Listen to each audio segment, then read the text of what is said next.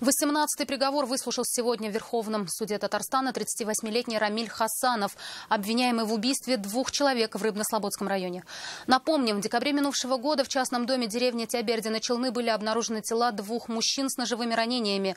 Подозреваемого задержали быстро. Следователи выяснили, что причиной страшной расправы была обида. С ним не поделились алкоголем. Ленар Гинатуллин продолжит.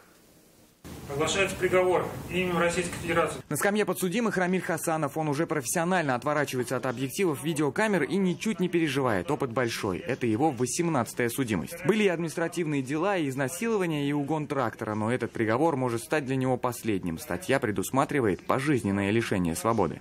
Следующего, да? Сейчас решу.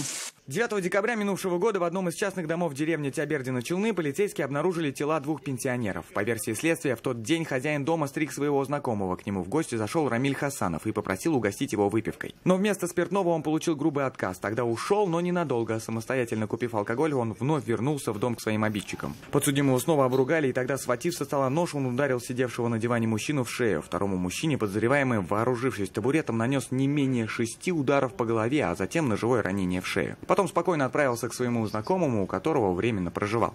Какой-то он не такой, не в себе какой-то. Неадекватный, как ты можешь сказать, так, в такси. Спать лег, я закрыл, ушел, и милиция мне, начальник милиции, увидел меня, и говорит, где твой квартирант. Окончательно назначено наказание Хасанову в виде лишения свободы на 18 лет 15 дней со штрафом в размере 6 тысяч рублей. Так, Хасанов, понятен приговор?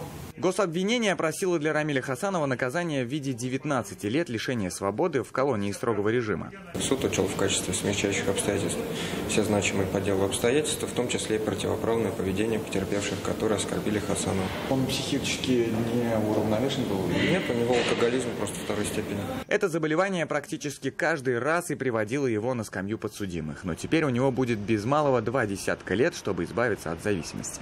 Ленар Гинатуллин, Константин Бушуев, вызов 112.